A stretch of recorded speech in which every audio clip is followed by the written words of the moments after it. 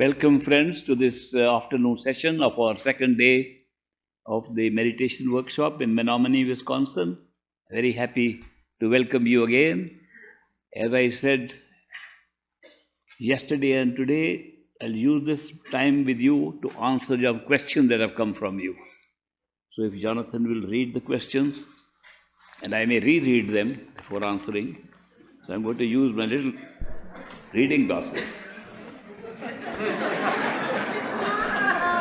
They look so small.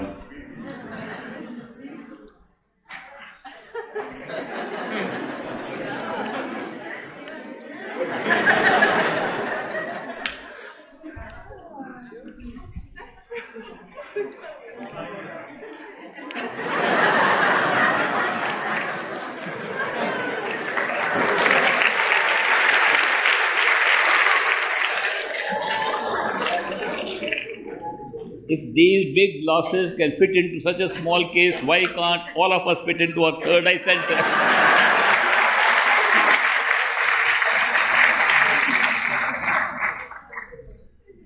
Yes, Jonathan. I would like to know if there is only one 10th door, or if there are many, one for each creature in existence.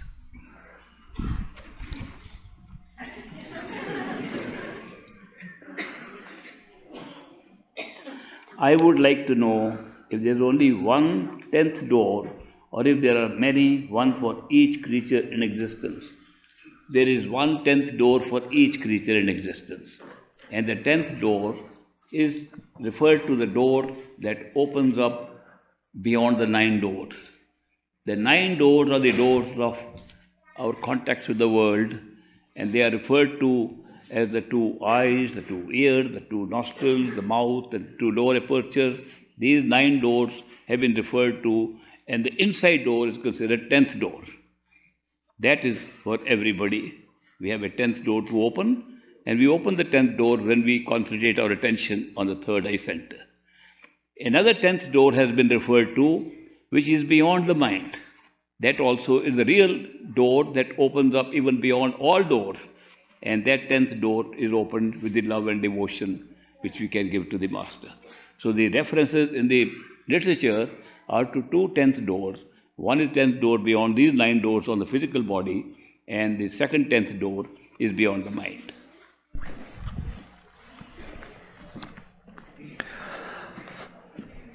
I am still confused about how to meditate on the self. If the self meditates on the self, that implies 2 selves, but there is only one self.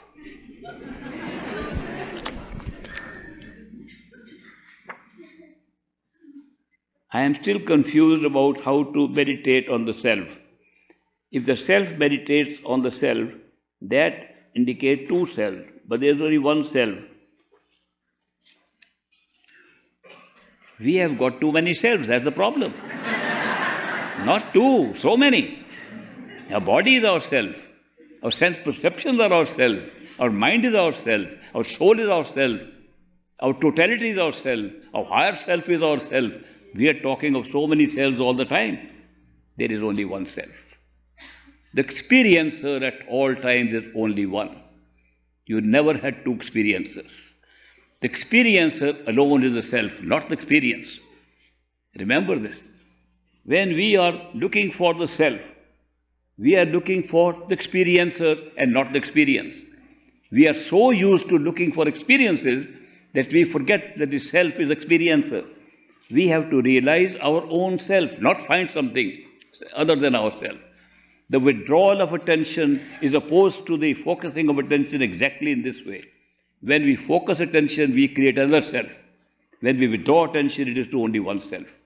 If you notice, no matter whether we are dreaming, whether we are awake, whether we are in a higher state of consciousness or in totality, there is only one self operating at any time. All others that we watch are part of the experience. Only one self at any time, working at any level. So that is why there are no 2 selves. We are making so many selves by misidentifying ourselves with our bodies, with our perceptions, with our contacts with people. We are just making up all this, only one self.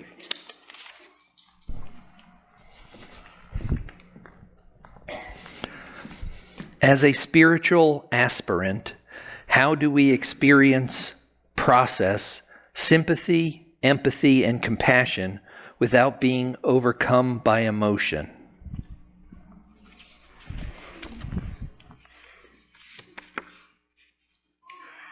As a spiritual aspirant, how do we experience, process sympathy, empathy, and compassion without being overcome by emotion? Emotions are a function of the energy centers. When you are emotional, you're not calm.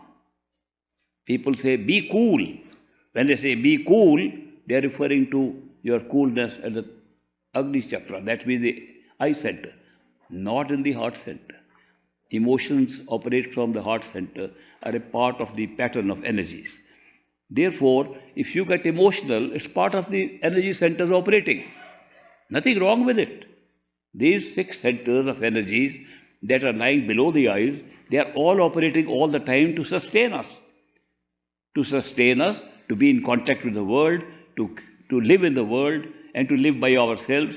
All these 6 centers are necessary. They are all in operation at all the time. Emotions are a natural result. But the emotions can come along with other features that you have. For example, you love somebody, you have compassion for somebody, emotion can also come. There's no contradiction in the two. You handle them by continuing to follow the compassion part, love part. If you meditate regularly, you will find it's very easy to remain cool even in the midst of all the emotions that you have. So that is why meditation is the answer to how to handle your emotions. Compassion is a follow-up from love. When you love somebody, compassion comes automatically. It's very different from emotion. Compassion is very cool.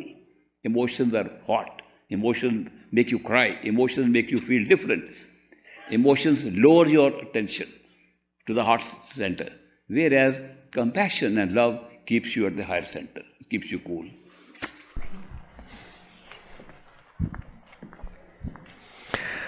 How can meditation help with financial problems?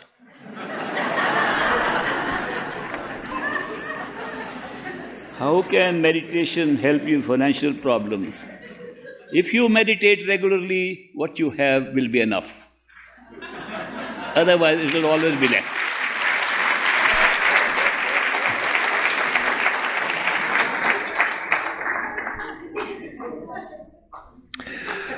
What should I do if my kids and family members who are your initiates do not want to attend your satsangs, but instead want to go out sightseeing or playing in every place?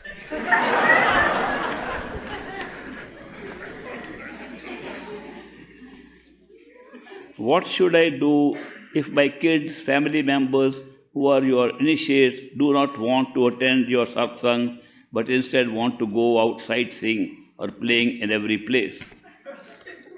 Let them play in every place. What is your problem? You attend to your satsang, let them go where they want. You are not responsible for everybody else. The spiritual path is a one-on-one relationship with the Master. It is not a family relationship.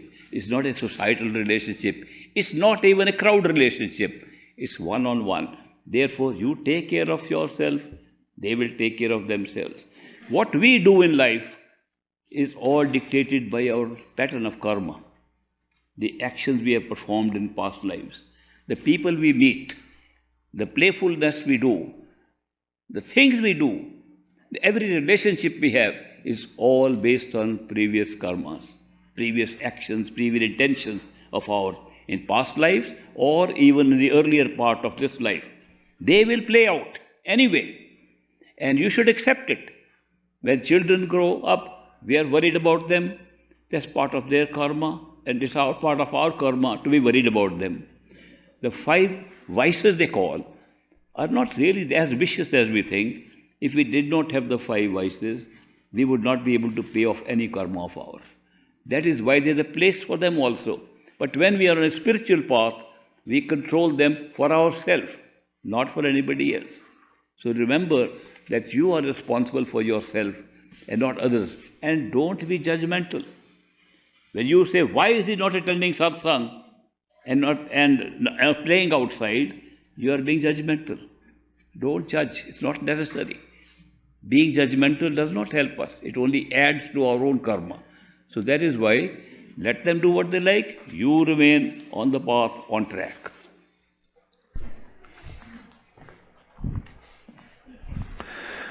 We have heard you say that when someone criticizes you, that it actually helps you.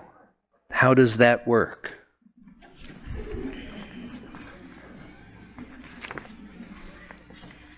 We have heard you say that when someone criticizes you, it actually helps you. How does that work? If somebody criticizes you and you respond, he is criticizing you as part of his karma. If you respond, it becomes your karma. If you do not respond, you are ending an earlier karma by which he came to criticize you. That is why it actually helps you to smile. Somebody criticizes you, you smile. If he criticizes you more, smile more. And if he argues too much, then follow. A tip one Swami gave. A Swami was talking in Chicago, and I heard his talk. He mentioned that there was once a guru talking to people. Suddenly, an American disciple got up. A lady got up and said, Master, we have big problem. I and my husband are arguing all the time. Is there any solution for that? He said, yes, there is a solution. You bring a bottle of water. I will bless it. And that will take care of it. So she brought the bottle of water and he blessed it. Maybe he said some mantras and he waved his hands over it and it gave her the blessed water. She said, how often should I give it to my husband? He said, not for your husband. It's for you, but I'll tell you how to use it. When your husband starts arguing, you take the bottle, take one sip of the water and hold it in your mouth. Don't swallow.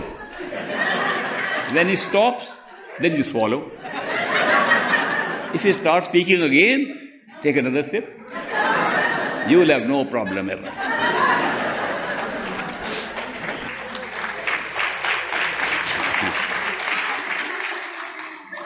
You all like that one, huh?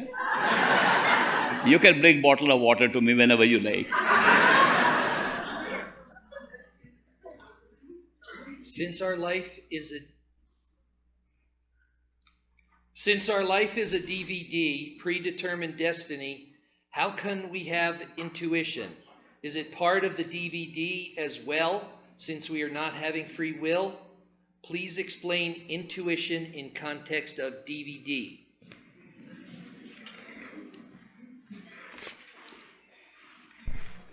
Since our life is a DVD, predetermined destiny, how come we have intuition?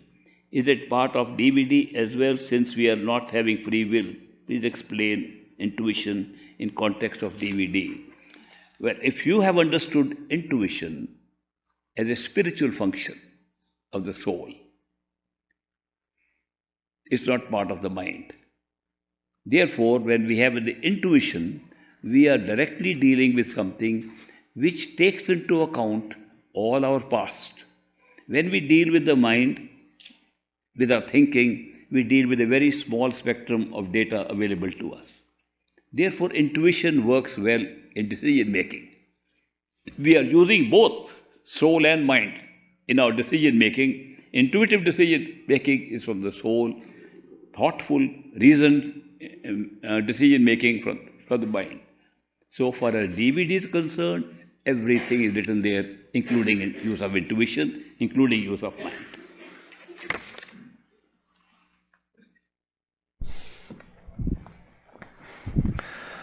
When I like someone, how do I know if it is my mind that likes them or my soul?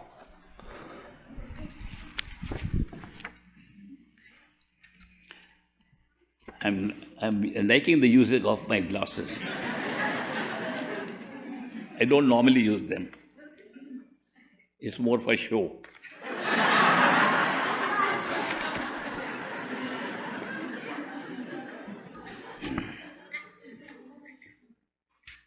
When I like someone, how do I know if it is my mind who's liking or my soul? Let me first tell you that the difference between the mind and the soul is very fundamental. This mind functions in time, always. Every thought has a duration. You cannot think without time. So thinking and mind are always in duration. Intuition and soul is never in mind, never in time. They're spontaneous.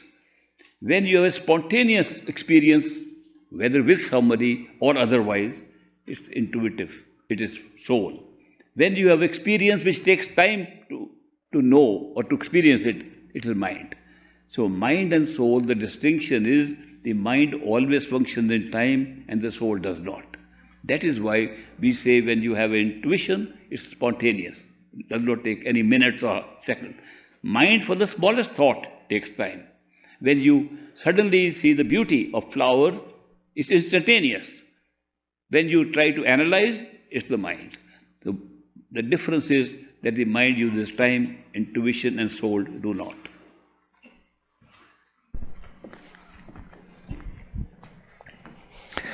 We have heard cases where patients come out of a coma after tens of years. Following from this, can a soul exist in a cryogenic body after, say, 100 years?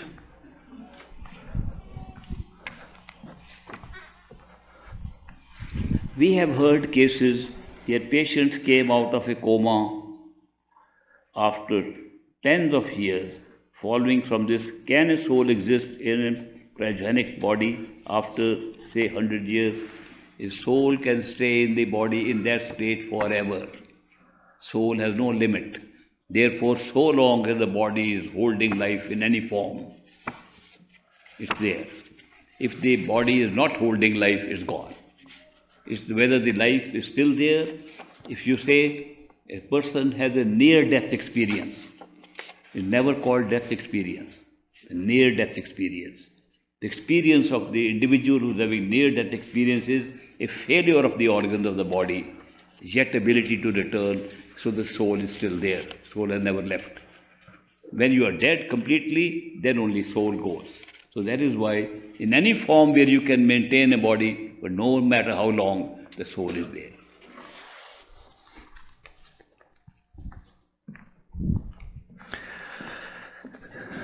There are some people that are blessed and get to be with you more easily than others. Is it because of their good karma? Are they more lucky than me?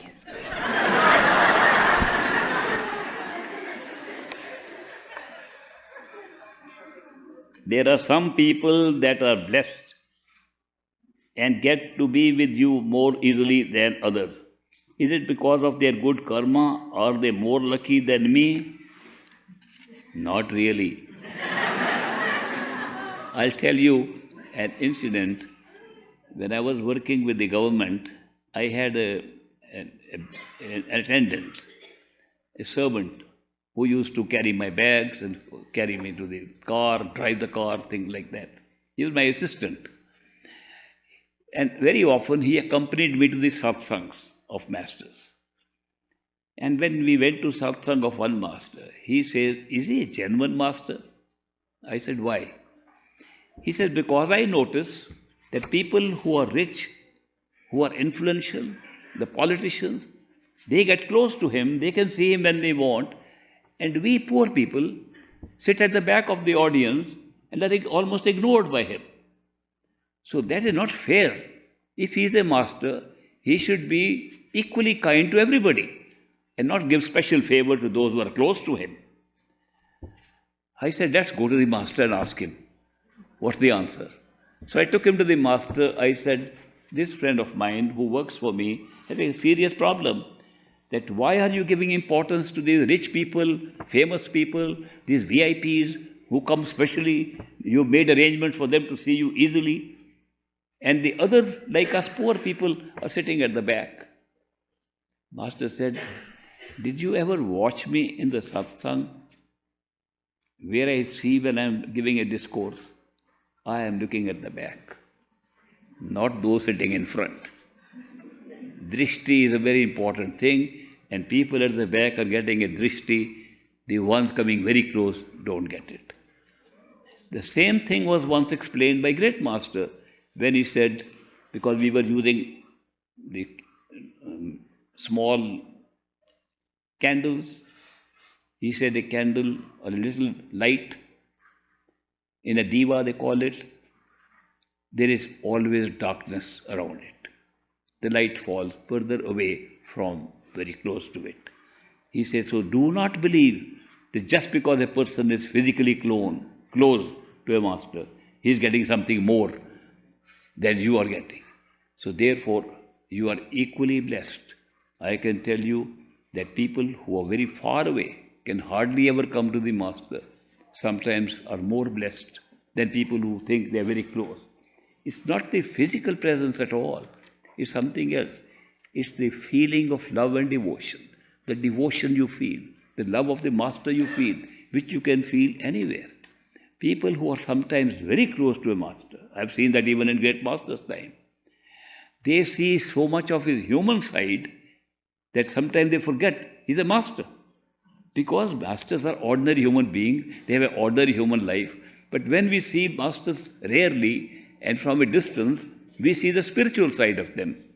And the human side is only marginal. But for those who are very close, they see the human being, they can even discuss with master. I have seen people, master, that's not the best way you give satsang. I was surprised. The advisors sitting around master telling them what you should do. Master says, I'm sorry, I'll try to do better next time. So that is why you are blessed no matter where you are.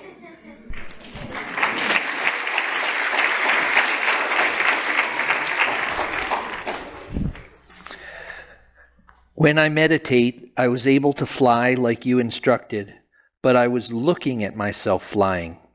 So I jumped in the astral body, but I would keep coming out and observe myself flying. Any tips?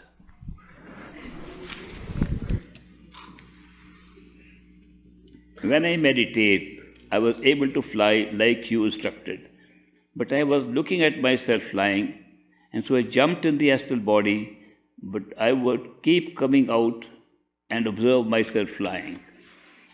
This happens. This happens when we are flying without full withdrawal of awareness from the body. So we actually are creating another form of ours. It's flying. Most of the time when we do that, sometimes the feeling is, I am flying. Sometimes the feeling is, I am seeing someone flying. And this sometimes varies. It's only the beginning. If you practice this, you'll find you will be flying all the time and not watching who you fly.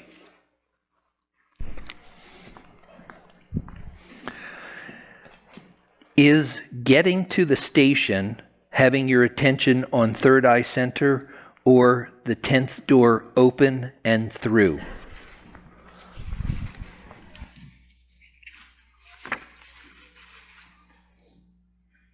Is getting to the station, having your attention on third eye center or the 10th door open and through? I suppose it's very open and through. I don't see any obstacle except our attention not really focusing or going within, but focusing on things outside. Instead of withdrawing attention, the attention is always going outside. That's the only obstacle really. To think of it, what is the obstacle between us and our own self, our own truth? If you examine carefully, the only obstacle between ourself and realization of ourself is our own mind. It's the mind that is using attention to go outside and not stay inside. So that is why it is very open and through, except for the obstacle created by the mind. People have said, can we control our mind? I mentioned how a person said he can stop thinking. I give you an example. One master said,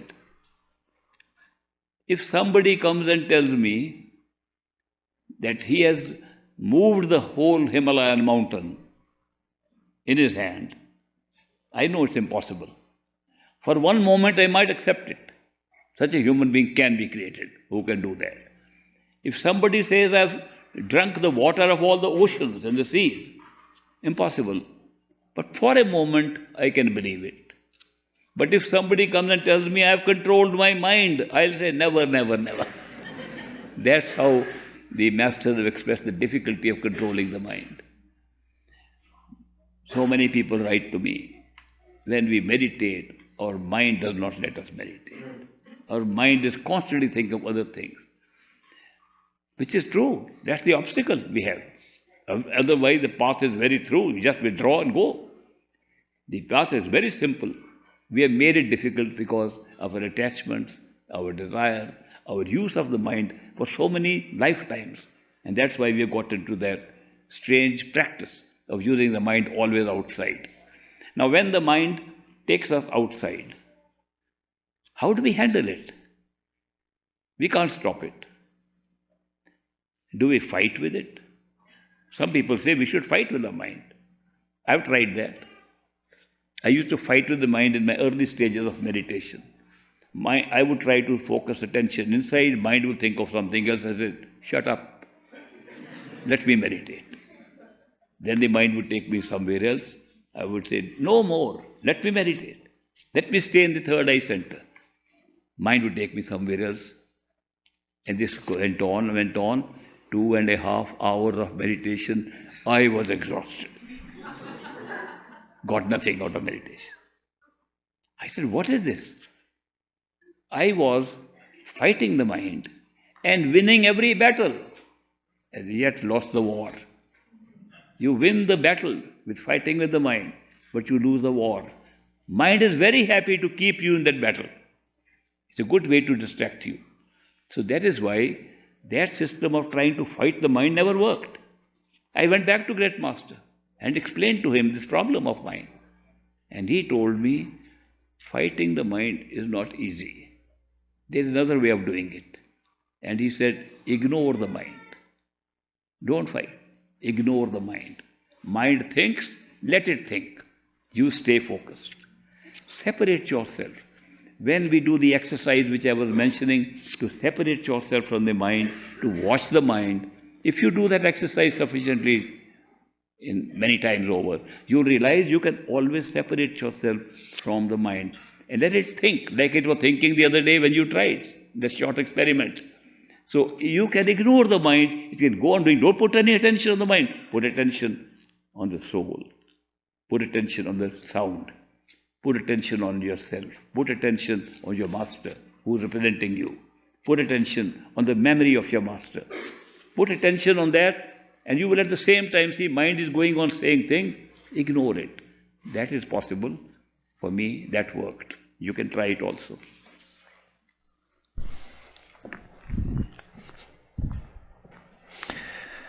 In what ways does a person die on the inner planes? Is there violence there as well?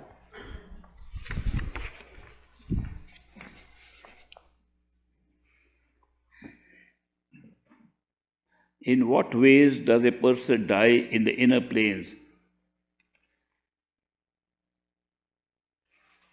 Is there violence there as well? What's the second word? Violence. Is there violence? Yeah, my glass is not too good. I better use the regular ones.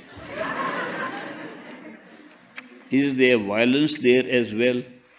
Well, dying is in different ways. When we die in the physical body, we can die a natural death. They call it natural death. Old age, illnesses that come in old age, something fail, organs fail, and the soul says that has left the body, only flesh is left there. That's one way of dying. Second way of dying can be violent death. Somebody murders you, or you commit suicide. So you have ended your life differently than the natural way. Were you supposed to live to that natural life or not? According to the law of karma, your life is based upon the natural way of dying, not violent way of dying. When you die violently, the remaining part of your notional life, your astral self, dying is merely the separation of astral self. Your astral self is still there to continue the remaining part of your notional life. Supposing somebody's notional life is 80 years. At age 50, he dies of murder. 30 years more, the astral self will be here, not reincarnate or not go anywhere else. So that is why violent deaths that take place here are not actually the death as it is normal. Normally, when the death takes place, one can go anywhere, reincarnate almost immediately, for which a body might already be being prepared. Because when a person dies and has to reincarnate as a human being, the person may be walking here, and the mother-to-be may be carrying a baby. It's in the 5th month of pregnancy when the quickening takes place and the mother feels the baby moving in the womb, that the soul of that person actually enters and makes a separate living being. Before that, it's part of the mother. It's just a fetus. It's part of the mother. So it can happen, person is walking, woman is pregnant, same very person is going to be born there. So these birth and death are merely the movement of the astral self into a physical body and leaving the physical body. So violent deaths are taking place here, but in the inner self, there is no violent death of this kind. Only when you have completed your term, which in the astral self is between 1,000 and 3,000 years of physical time, the body passes naturally. The astral self passes naturally and the causal self comes out. The causal self remains intact for millions of years. The causal self is our mind. The mind we are holding right now in our head, the mind that is using the brain to think, that mind has a very long life. That is why when the same mind is there in the astral body, the same mind can remember things that happened way before the body was born. People can recollect past lives. Sometimes they can remember it even now, because the astral self, the causal self, and the physical self all overlap right now. They're all functioning together. They're not separate somewhere. So they all function. The sensory perceptions we are using in the physical body is coming from the astral self. The thoughts we are using, the rationality we are using is coming from the causal self. And the life that we have, the consciousness we have is coming from the soul. All these work together. So there is violent death and premature death taking place in the physical plane, but because the knowledge is much more in the other plane, that is why this violence does not take place there. But the death is always a natural time.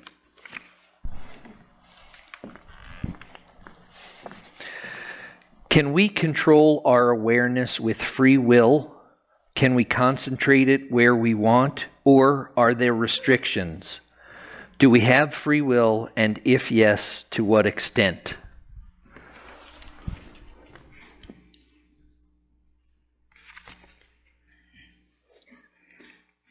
Can we control our awareness with free will? Can we concentrate it if we want, or are there other restrictions? Do we have free will, and if yes, to what extent? It's a big subject of free will, but I can tell you very briefly. Free will is an experience, a necessary experience for seeking. Therefore, it's a unique gift given to human beings to have free will, to feel they can seek, they can look for what they want. Therefore, it's an actual experience. It's not something that we are making up that, oh, I have free will, but I really don't have free will. Except when a guy says, I am helpless, he has no free will. If you are not saying that, you have free will. When we make decisions on awareness, we are making with the same free will. When we decide to sit for meditation, we are doing it with free will. When we decide not to sit for meditation, go to play, we are doing it with free will. We are using free will all the time. And that is why, I don't know if I told you the story of another friend of mine, who also when I was studying at Cambridge, at Harvard, he was also a student there, philosophy. He was studying philosophy with some interesting professors, psychology professors.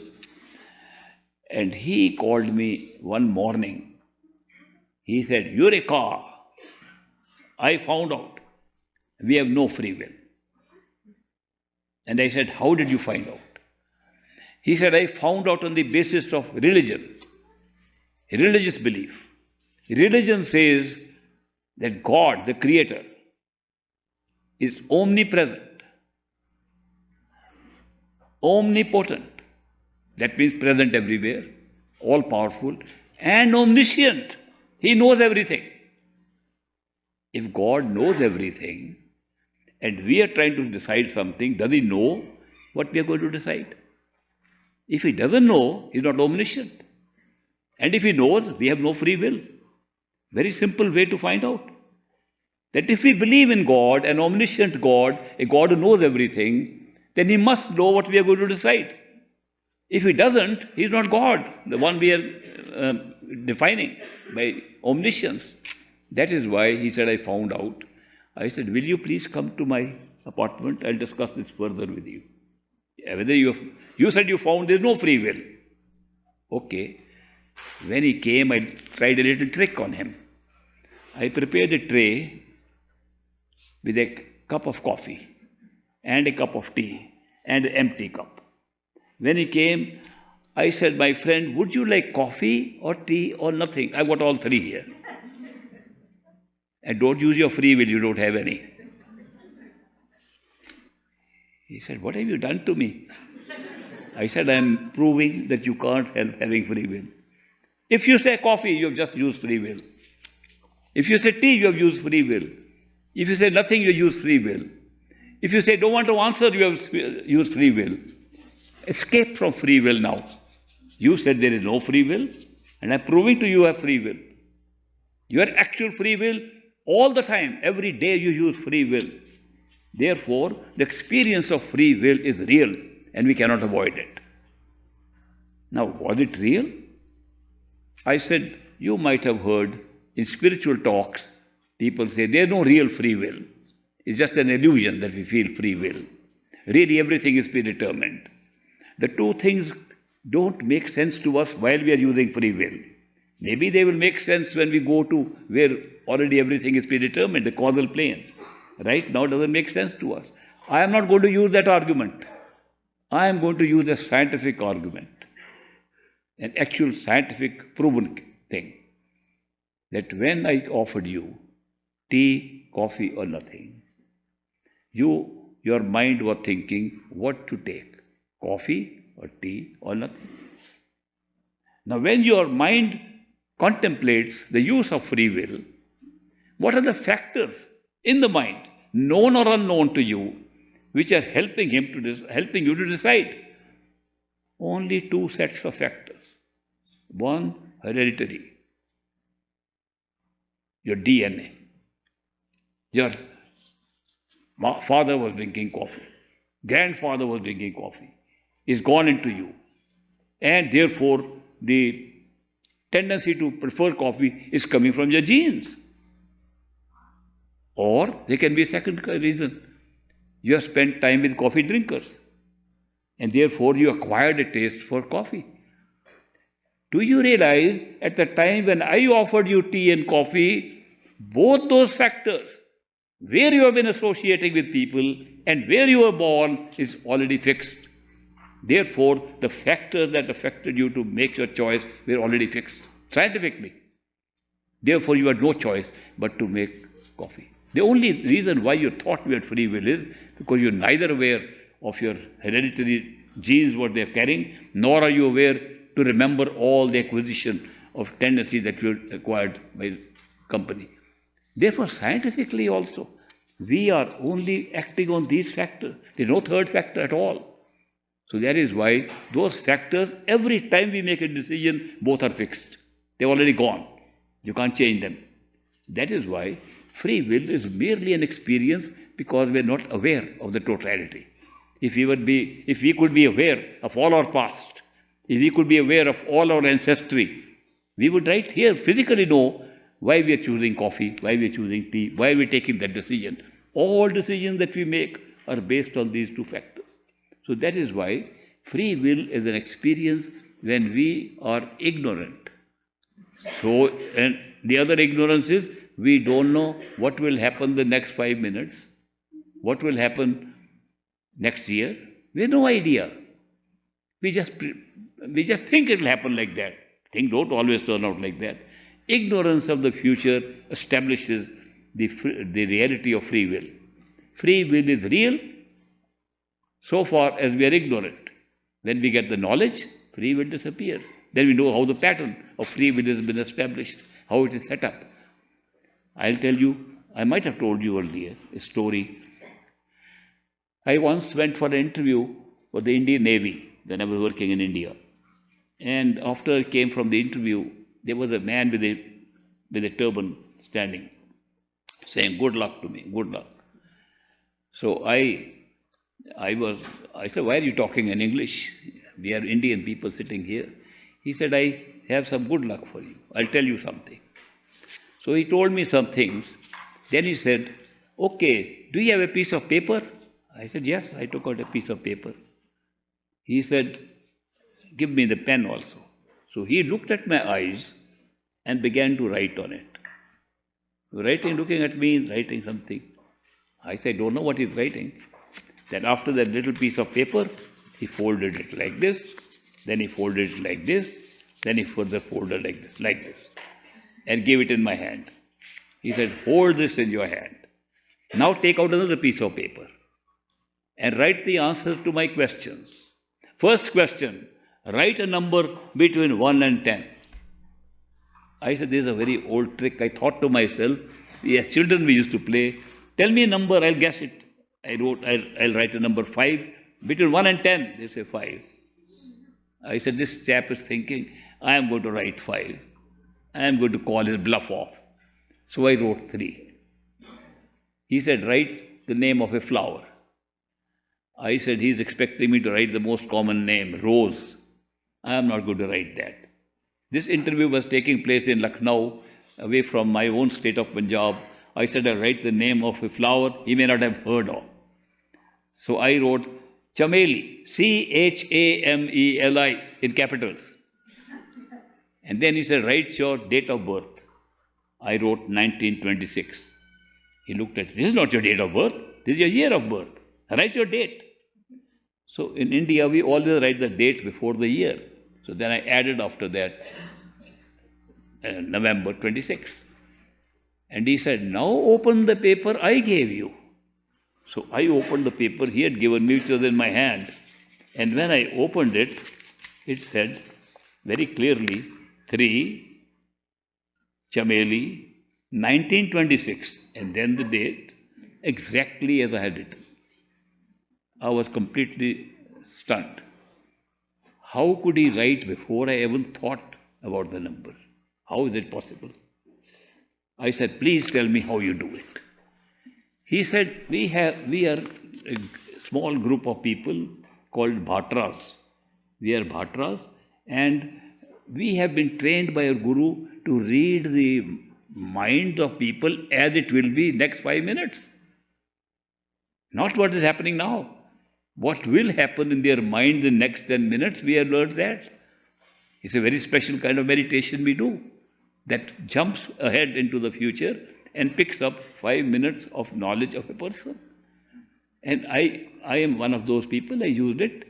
So, what struck me was, how could he know what I am going to use with my free will for? I use my free will. I even debated. While I was thinking like this, he said, "Shall I tell you more?" I said, "Please go ahead." He said, "When I asked you to write a number between 1 and 10, you said, he is thinking I will write 5. I will call off his bluff and I'll write 3. He told me my exact thought. When I said, "Write a name of flower," you said, "I'll write a name of a flower he may not have heard of." He repeated my thoughts. And this was so amazing for me that he not only told me what I would think of later, he told me a whole thought process. That was a big experience.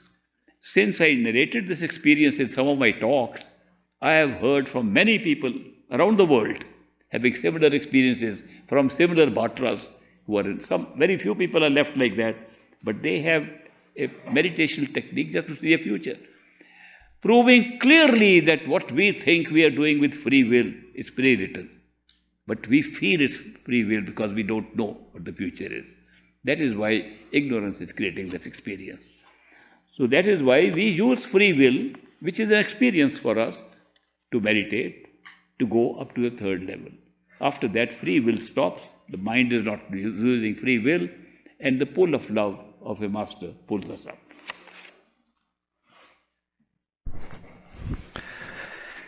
Is it possible for the inner master to take our soul back to Sachkhand during our meditation?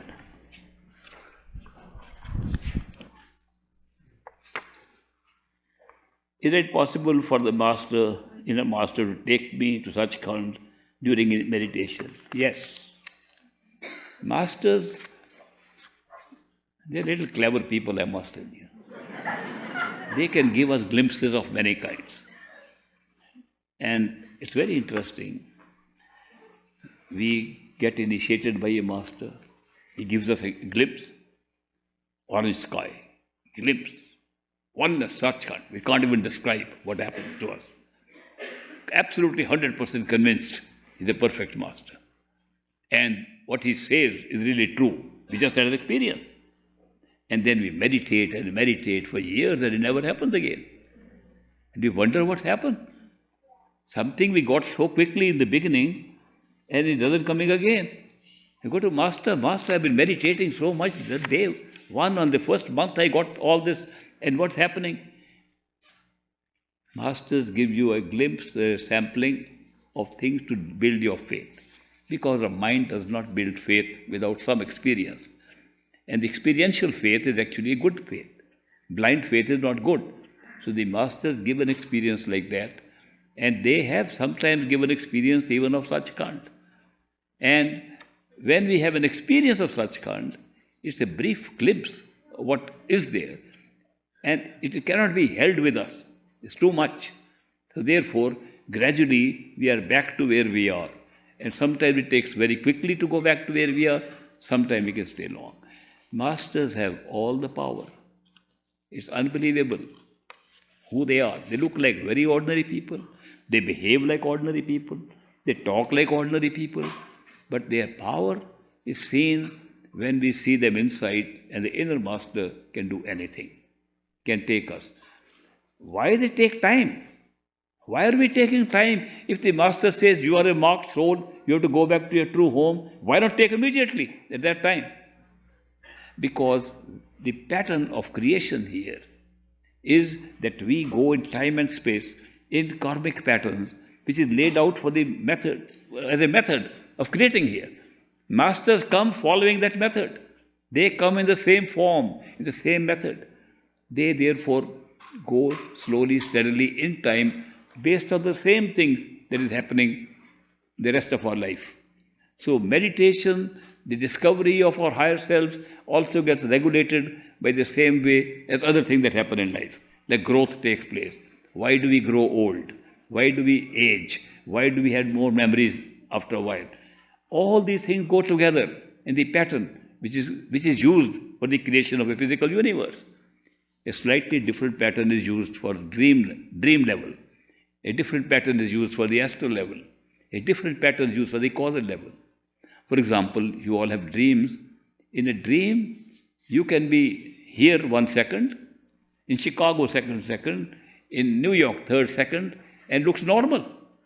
People have had this sudden change of location in dreams, never question the dream, how is it happening?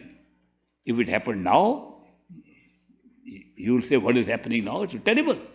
How can you not be in one location? So the pattern in which dream sequences are created are different than the patterns in which the physical situations are created. We sometimes refer to them as laws of nature. These are laws of nature. A tree will not grow at once. You plant the seed, it will take time to grow. We will not grow immediately, old or young. It will take time. Everything is based upon time and space here. But the patterns used for different levels of realities are different.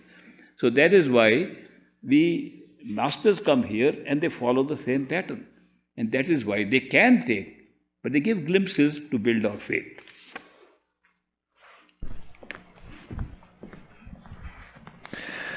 Why do you put some people to sleep during your talks?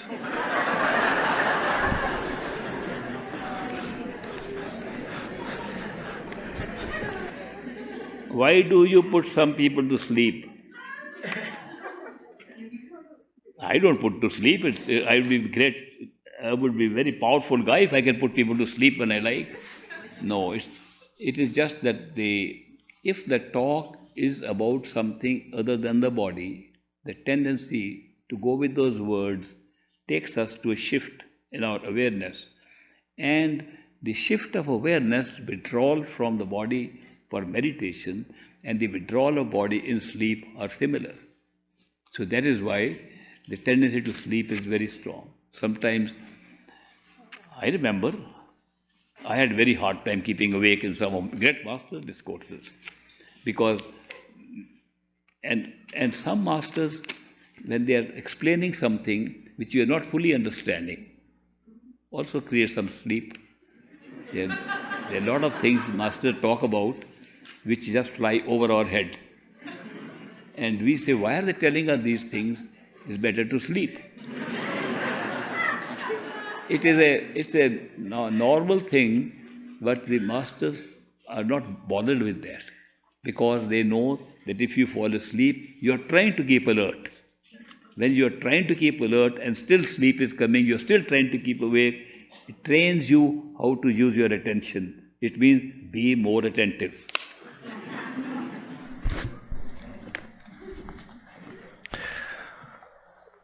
What happens when one of your initiates commits suicide?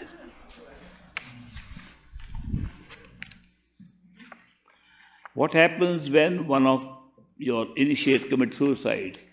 As I mentioned earlier, suicide cuts short the notional life of a person, and then it has to be still lived for the remaining part. And in a physical body, for our very ignorance, we have greater ability to use free will to meditate. In other forms, it's more difficult to meditate. Therefore, what can be done in meditation, say in 3 months here, can take 30 years in that other form of life.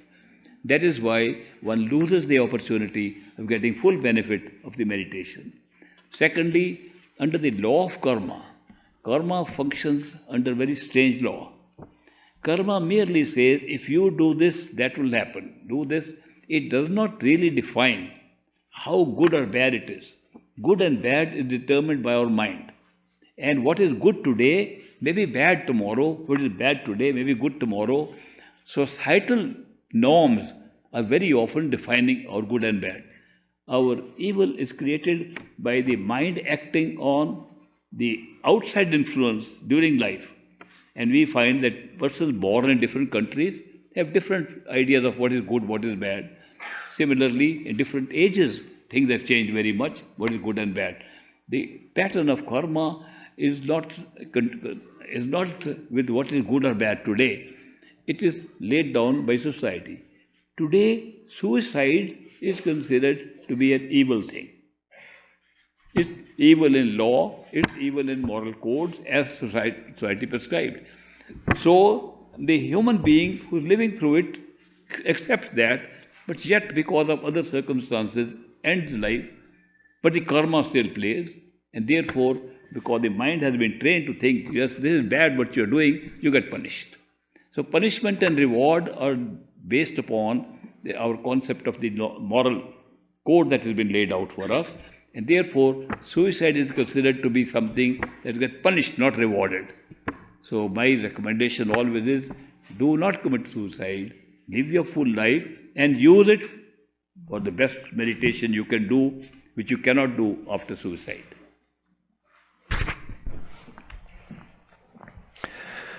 Who and what can help to reach the level of love necessary to rise above body consciousness after one's physical master has left their plane?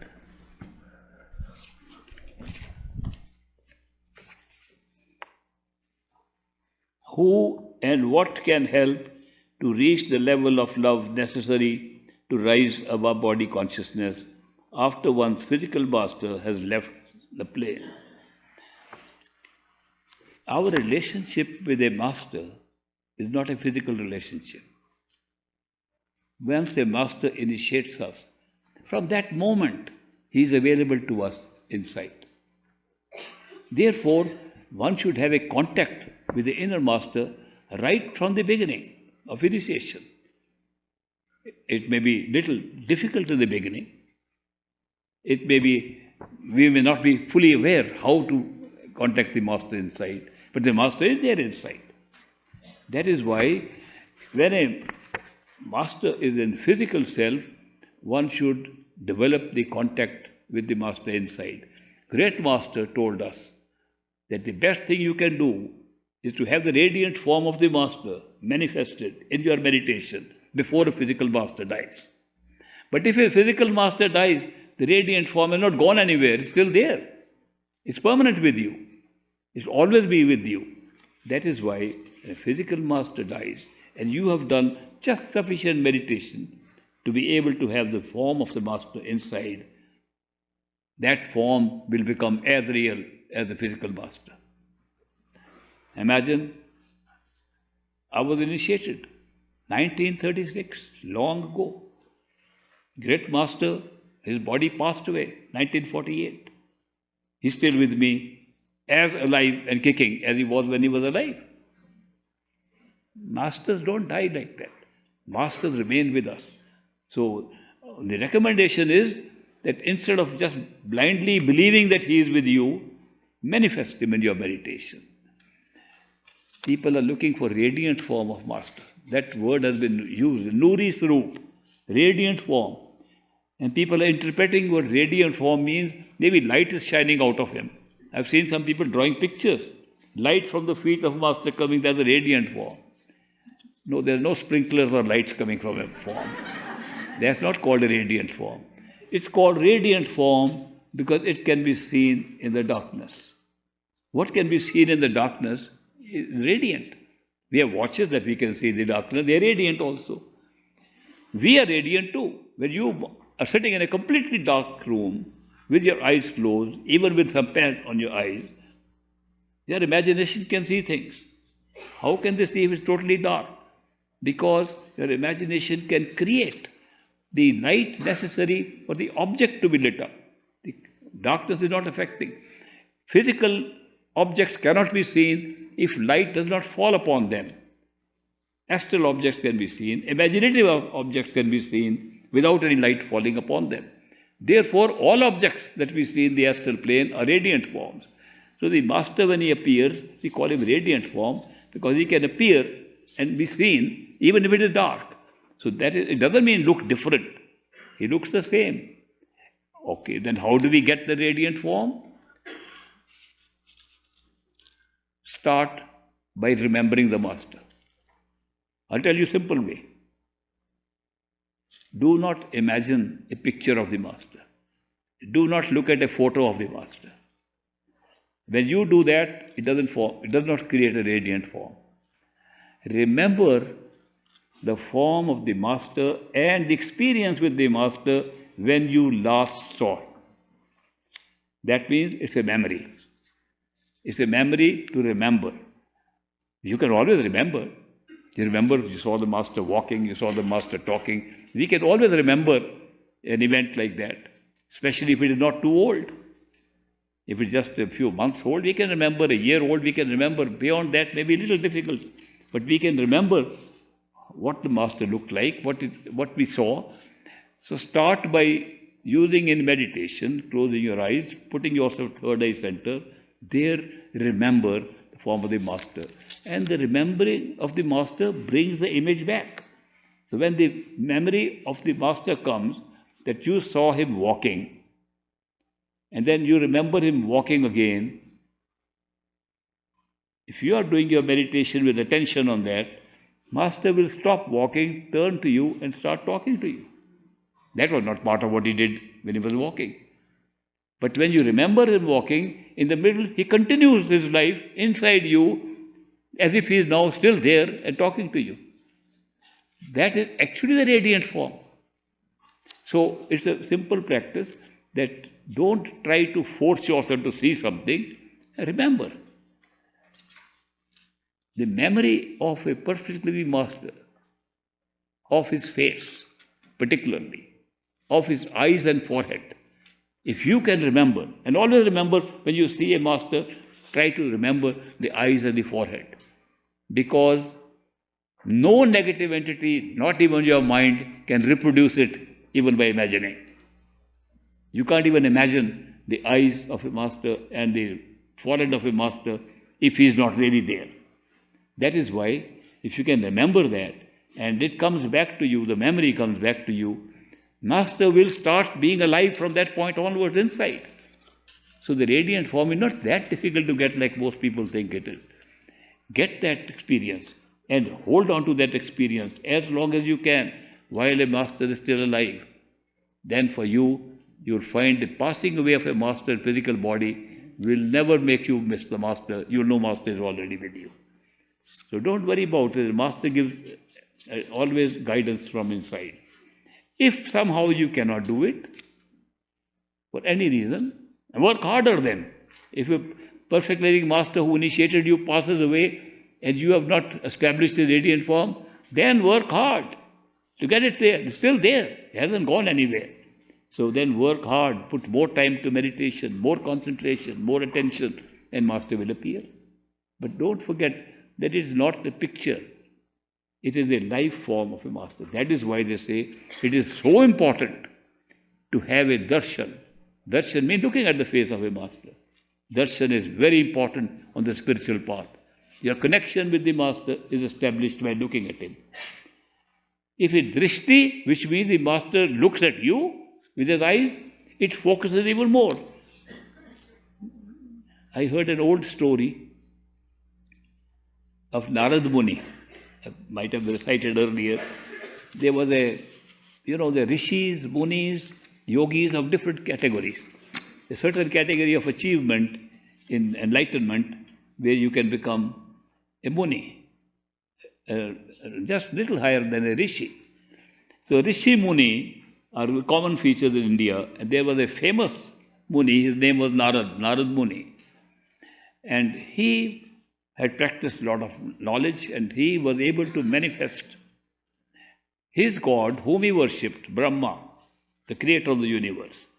So he had his own image of Brahma, as he had seen in the temple, and he was able to manifest and have a conversation with Brahma. One day, Narad Muni was walking along, and he saw a crowd of people running. And he asked them, "Where are you going?" They said, "There is a perfect master has come to give a discourse. We are going to have his darshan." He said, "What is darshan?" He said, "We want to look at him." What is great about looking at a person? And he therefore went into his own meditation and manifested his Ishta, his deity, his master, Brahma. He said, "Mr. Brahma, I have a problem. I saw people running to see the face of a person they call a master. What's the benefit of just looking at a master, having a darshan of a master?" And Brahma said, "Oh Narad, to get the answer, you go to a particular village and there is a snake in the pond there. Ask this question from the snake and he will give you the answer." So Narad Muni traveled to that village and he saw a pond and a snake with his head up in the water. And he said, "Mr. Snake, I want to know what is the benefit of having a look at a master's face called darshan." And the snake dropped his head and died. He was very surprised.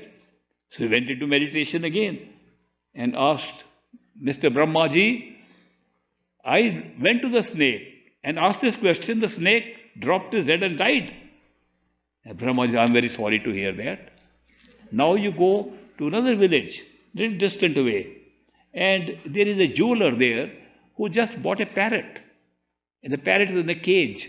Go and ask this question from the parrot."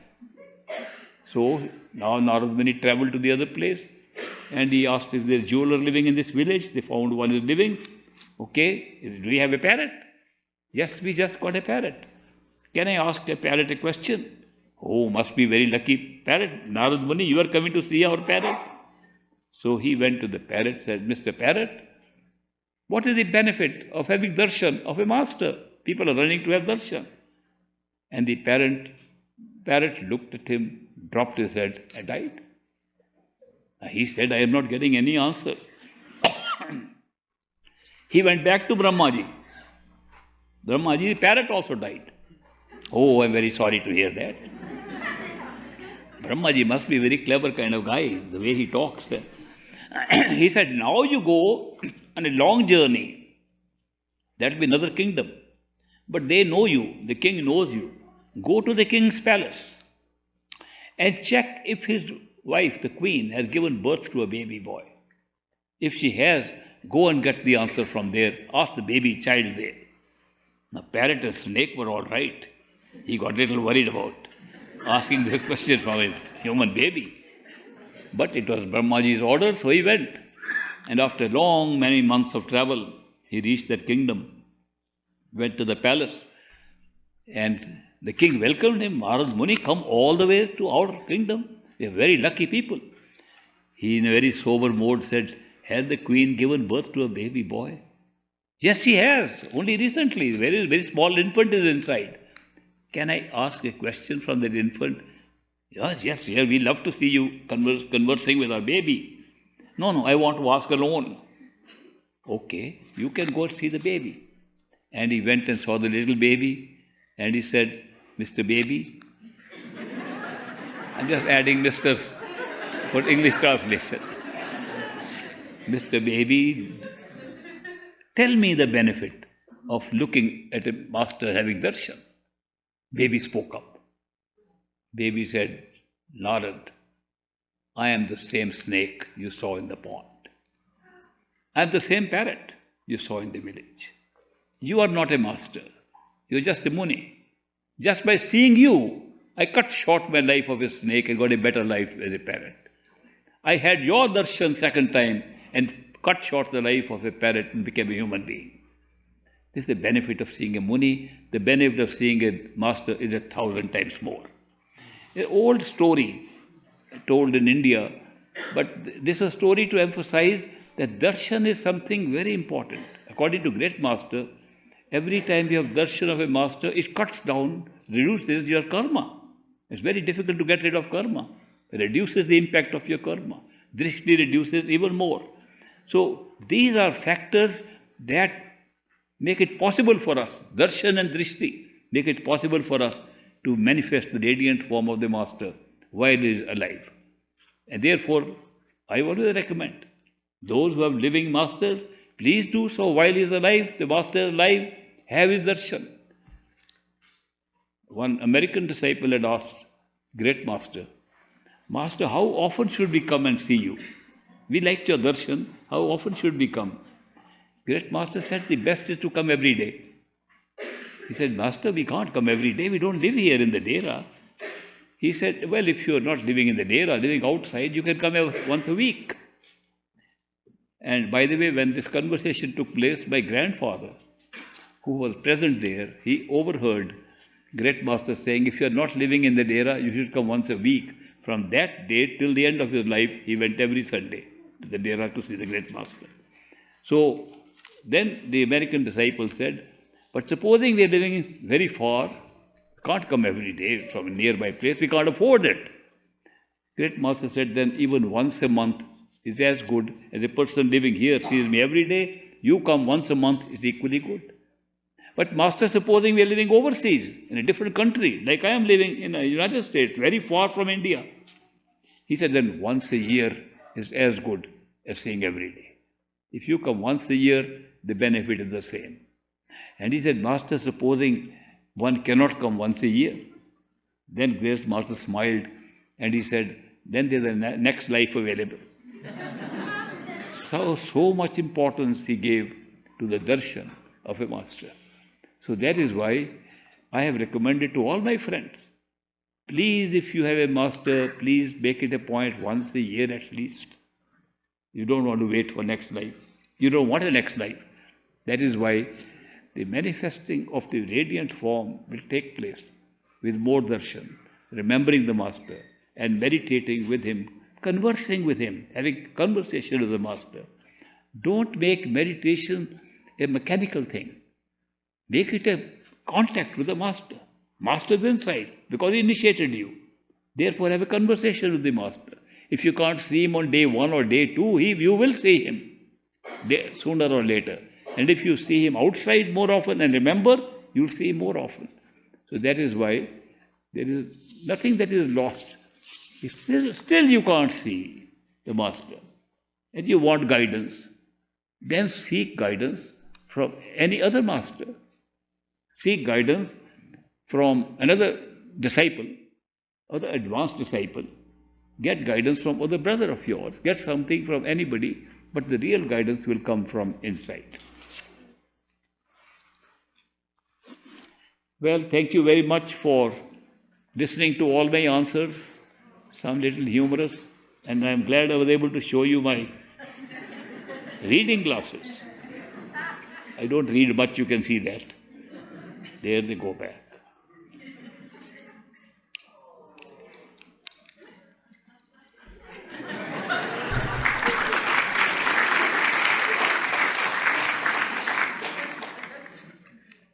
If these glasses can fit into this, the whole universe can fit into your head. Thank you very much.